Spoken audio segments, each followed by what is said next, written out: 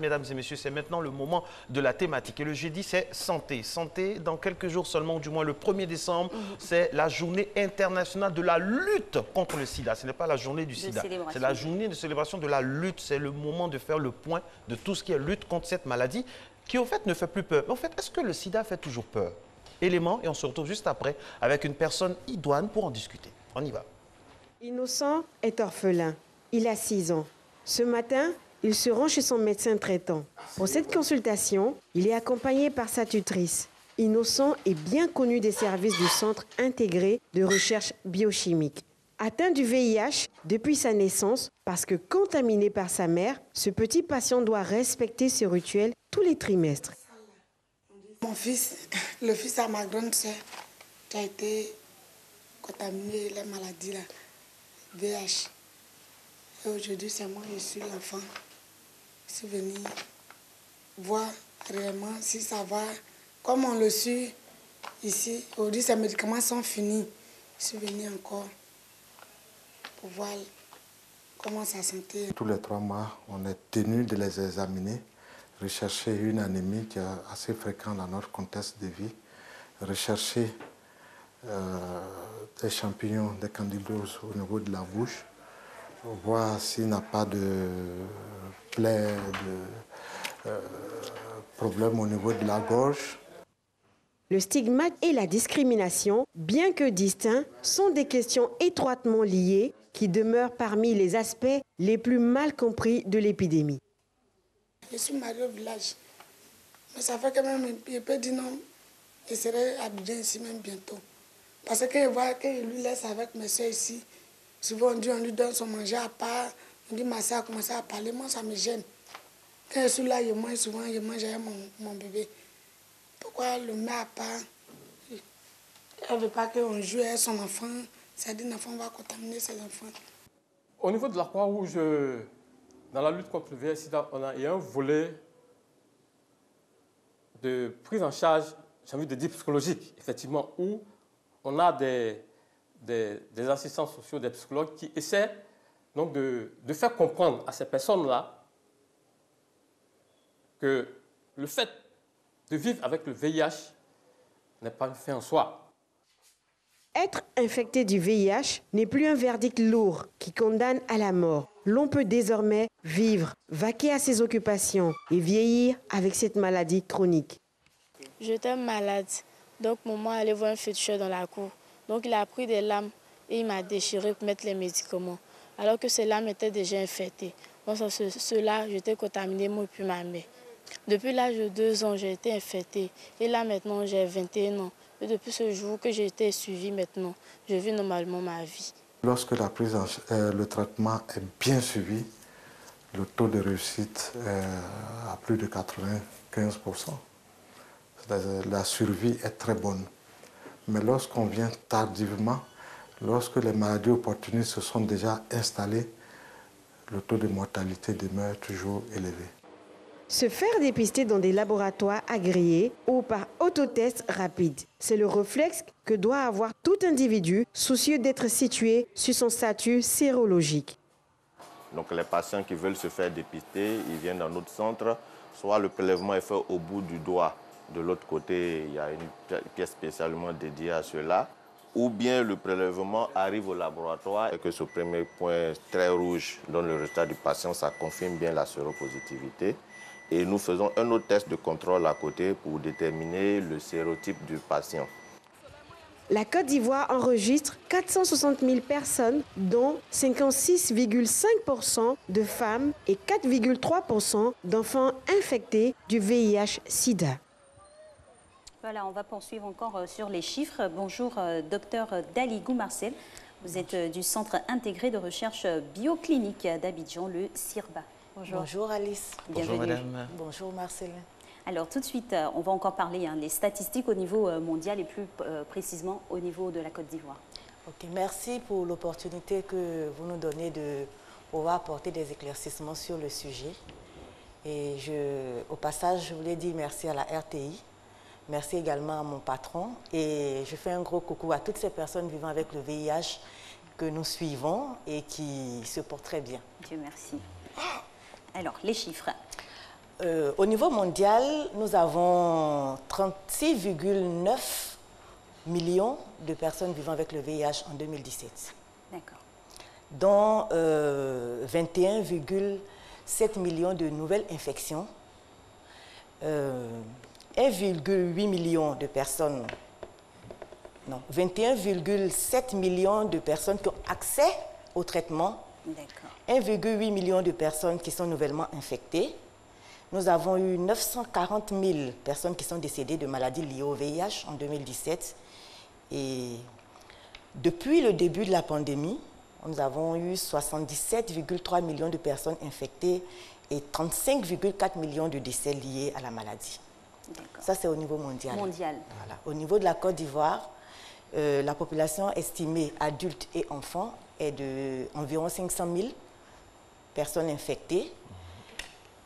500 000 sur toute la population ivoirienne. La prévalence est estimée à 2,8%. Les nouvelles infections sont d'environ 30 000. Il y a eu 24 000 décès liés au VIH en 2017.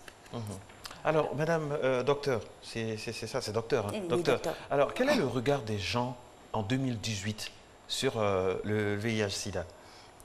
Le regard des gens, c'est-à-dire ceux qui sont infectés ou ceux qui ne sont pas infectés? Le regard de toute la population. Infectés ou pas infectés? Ben, aujourd'hui, le regard est plutôt favorable. Le VIH est devenu une maladie chronique comme toutes les autres maladies qu'on peut prendre en charge, qu'on prend d'ailleurs en charge et qui permet de pouvoir être en bonne santé et vaquer tranquillement à toutes ses occupations, faire ses projets et tout. Donc le regard a considérablement changé. Et nous constatons que ce soit au niveau professionnel, que ce soit au niveau familial, les gens accompagnent de plus en plus leurs amis ou leurs parents qui sont infectés et ça fait que c'est mieux supporté. Et tout de suite, cela est dû à quoi, ce changement de mentalité? Parce qu'avant, c'était la psychose. Hein. C'était la psychose parce que le VIH impliquait la mort. Vu l'état de dégradation des personnes qui vivaient avec le VIH, le manque d'accès aux médicaments. Puis la communication n'était pas terrible aussi. La communication faisait trop peur. Oui. Mais en dehors de la communication, on voyait, les gens manquaient de médicaments et ils n'avaient pas les moyens d'avoir accès à ces médicaments. Aujourd'hui, ce n'est pas le cas.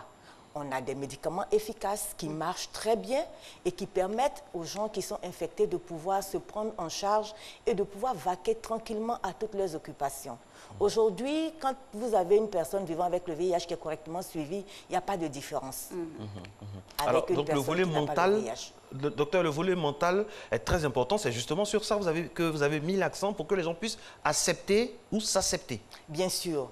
La prise en charge est accompagnée par une prise en charge psychosociale également. Lorsque les personnes acceptent leur statut, c'est facile. Ils viennent faire leur suivi tranquillement, ils prennent leurs médicaments correctement, on n'a pas de souci.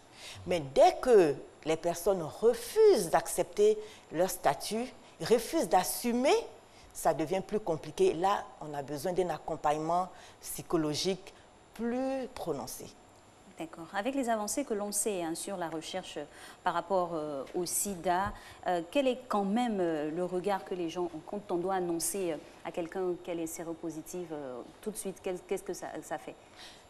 Il y a un choc. Oui. Il y a un choc parce que personne ne souhaite, même en dehors du VIH, personne ne veut être porteur d'une maladie chronique.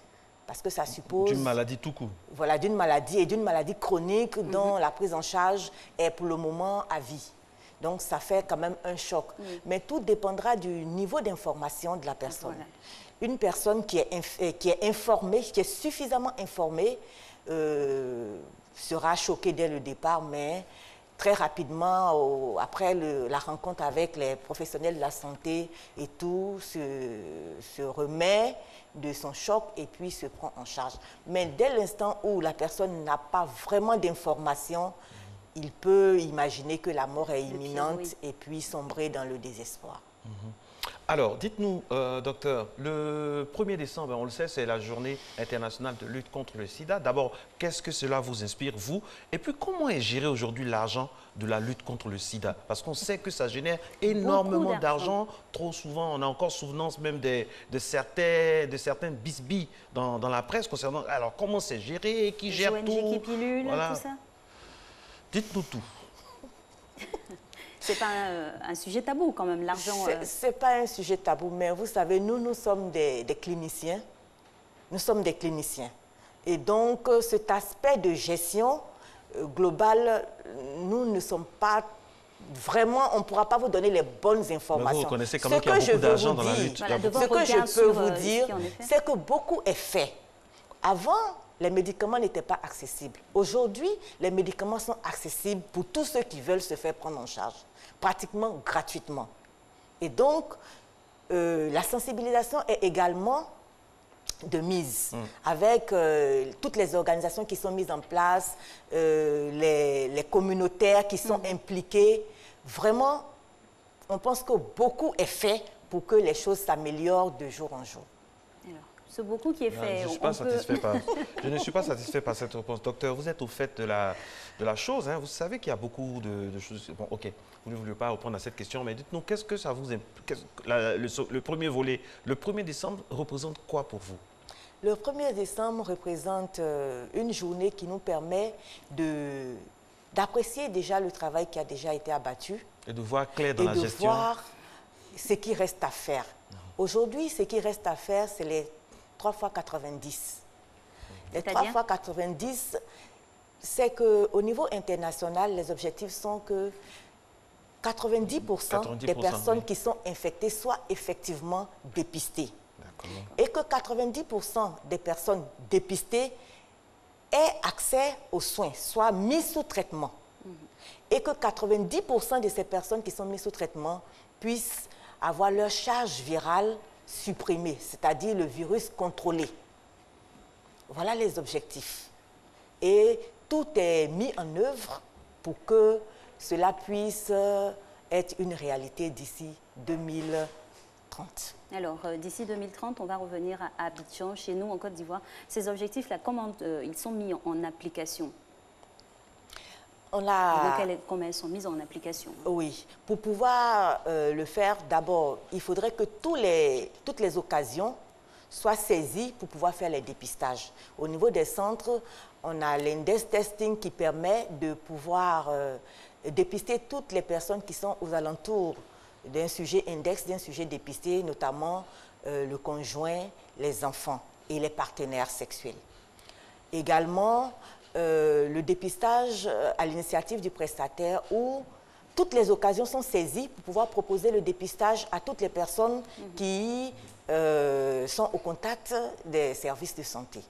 Est-ce que l'accès aux soins est vraiment une réalité? Parce qu'il y a des services dits gratuits qui sont payants. On nous signale ça de plus en plus. Est-ce que c'est vraiment, les malades ont vraiment accès aux soins de façon totale et gratuitement?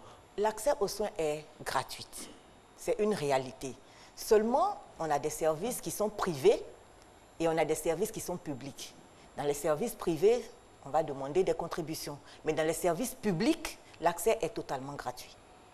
Alors, on indique comment les populations, comment elles s'orientent pour le service privé et public. Tout le monde serait donc tenté de partir au public, c'est gratuit, mais pourquoi encore des gens sont privés?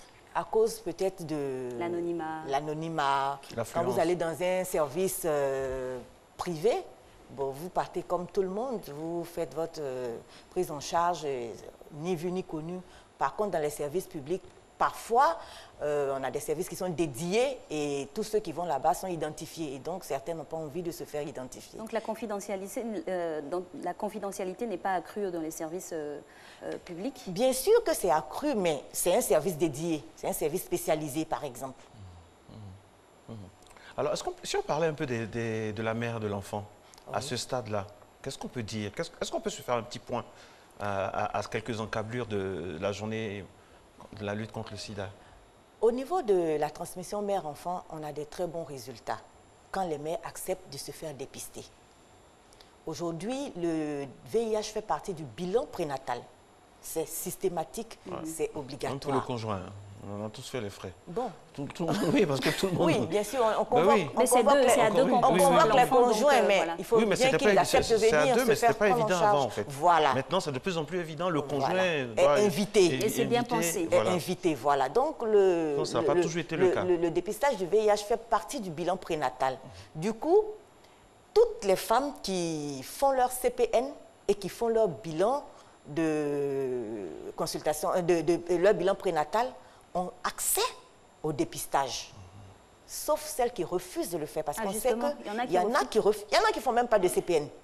Qu'est-ce que c'est justement? C'est un terme technique pour... la consultation prénatale. Voilà. D'accord. La consultation prénatale. Alors, parlons des avancées. Ça pourrait convaincre des mamans d'accepter de se dépister, des avancées sur... Voilà, toutes les femmes qui font leur dépistage pendant la grossesse sont systématiquement mises sous traitement, quel que soit le stade de la maladie, quel que soit l'âge de la grossesse. Elles sont systématiquement mises sous traitement. À la naissance, les dispositions sont prises. L'enfant bénéficie d'une prophylaxie pour ne pas être contaminé. Dans ces conditions, il n'y a pas de risque que l'enfant puisse être contaminé. Et même une mère qui est déclarée séropositive, qui est sous traitement et dont le virus est contrôlé, peut donner à téter à son enfant sans que l'enfant soit exposé. Docteur Daligou, ça c'est Abidjan. Mais et au village, dans les endroits les plus reculés, comment ça se passe? Comment les populations intègrent, appréhendent un peu tout ce qui est fait ou pas fait par rapport à la transmission mère-enfant? Bon, dans les endroits reculés et autres, dès l'instant où ces femmes ont accès à une structure de santé, tout est pris en compte également. Tout, c'est-à-dire? Tout ce processus qui est mis à la disposition est pris en compte également dans tous les centres de santé. Partout en Côte d'Ivoire? Oui, partout en Côte d'Ivoire. D'accord, on vous croit. Alors aujourd'hui, comment est perçu le regard de la famille autour? Quand on sait que quelqu'un est déclaré séropositive, comment on le regarde? La stigmatisation a diminué? Comment ça se passe? Oui, la stigmatisation a diminué. De plus en plus, nous voyons les familles accompagner les personnes qui sont infectées, à les accompagner dans leurs soins jusqu'à ce que ces personnes soient autonomes. Mais tout dépend du niveau d'information. Parce que si les parents eux-mêmes ne sont pas informés, s'ils ne savent pas quels sont les modes de transmission, ils croiront que le fait de s'asseoir avec une personne qui est infectée, on sera contaminé, ils peuvent être réticents. Mais dès l'instant où les gens sont informés, il n'y a plus de problème. Alors, on a parlé de la mère et l'enfant, on va parler simplement de l'enfant maintenant. Chez nous, en Côte d'Ivoire, le point sur les enfants malades, infectés du VIH, comment ça se passe? Et qu'est-ce qui est fait pour leur épanouissement? Et surtout avec leurs camarades. Écoutez, les enfants, bon, les chiffres... On a bien énuméré les chiffres au début. Oui. On parle maintenant de leur intégration, leur prise en charge. Au niveau psychologique, psychosomatique, tout ça? Oui. Au niveau des enfants également, ils sont pris en compte. Par exemple, dans notre centre de santé, on a des psychologues et des sociologues qui sont détachés pour s'occuper de façon particulière de ces enfants, spécialement de ces enfants, qui accompagnent ces enfants jusqu'à la période d'adolescence où ils préparent l'annonce du statut à l'enfant. Ah, parce que c'est gardé secret jusqu'à ce que... l'enfant puisse comprendre et puisse être informé de son statut. Il y a un processus qui est mis en place pour pouvoir accompagner les enfants jusqu'à leur information. Et après cela, ils sont encore suivis. Ils sont suivis, on tient compte, on les accompagne au niveau social de tous ceux qui s'occupent de ces enfants, tous ceux qui sont impliqués dans l'éducation de ces enfants. On essaie de pouvoir les accompagner pour que ces enfants puissent avoir une existence normale. Donc on prend un cas pratique pour un enfant infecté qui se retrouverait à l'école. Ses encadreurs sont au fait de sa situation? Non, pas du tout. Alors, mais des fois, les enfants, ils s'échangent plein de choses. À l'école, on peut s'échanger beaucoup. Comment ça se passe chez vous? Expliquez-nous comment ça se passe par rapport à l'enfant, concrètement. Comme je dis, l'enfant est pris en charge. Mais la prise en charge, ça se fait entre les parents et le centre. Mais ça dépend. Je vais vous donner un exemple. On avait un enfant qui était à l'internat dans une localité et qui avait des difficultés pour prendre ses médicaments. La maman a dû voir un de ses éducateurs, lui confier le problème, et c'est l'éducateur qui se chargeait de donner les médicaments à l'enfant tous les jours. Mais ça, c'est un cas particulier. On ne peut pas vraiment aller exposer les enfants dans leur environnement scolaire et tout. Mais quand c'est nécessaire pour le bien-être de l'enfant, c'est possible que des choses de ce genre puissent être faites. Mais sinon, la prise en charge se fait dans le cadre du secret professionnel et dès l'instant où l'enfant peut aller à l'école et vaquer à ses occupations, on n'a pas besoin de mettre tout le monde au courant. Alors, on a vu dans les statistiques que les femmes sont particulièrement touchées. Oui, plus exposées. C'est dû à quoi? C'est dû au fait que, à la vulnérabilité naturelle même de la femme par rapport au virus. Vulnérabilité naturelle. Oui. Quand on prend, par exemple, on sait que le virus, il se trouve dans les sécrétions, dans le sang et autres. Donc, lors des rapports sexuels, la femme est plus exposée parce que la zone de contact est plus étendue.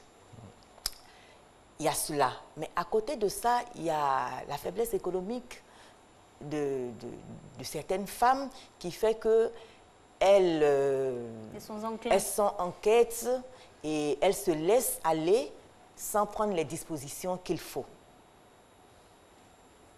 Le manque de moyens peut exposer certaines femmes qui pensent qu'en allant vers des personnes, elles pourront avoir de quoi survivre. Et donc, avoir plusieurs partenaires. Voilà. Mais cela peut se faire si tu prends les dispositions. Mais si ces personnes ne prennent pas de dispositions, elles seront plus exposées.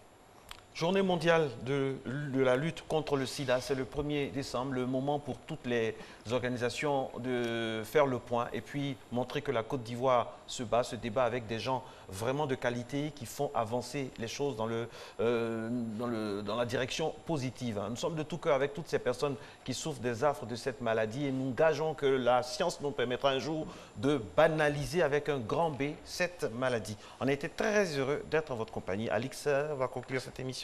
Et bien sûr, en tout cas, on espère vous avoir donné des orientations sur la maladie et contribuer un tant soit peu à déstigmatiser les personnes vivant avec cette maladie. Merci de nous avoir suivis. C'était la thématique du jour. Demain, ce sera Culture. On se reverra avec plaisir.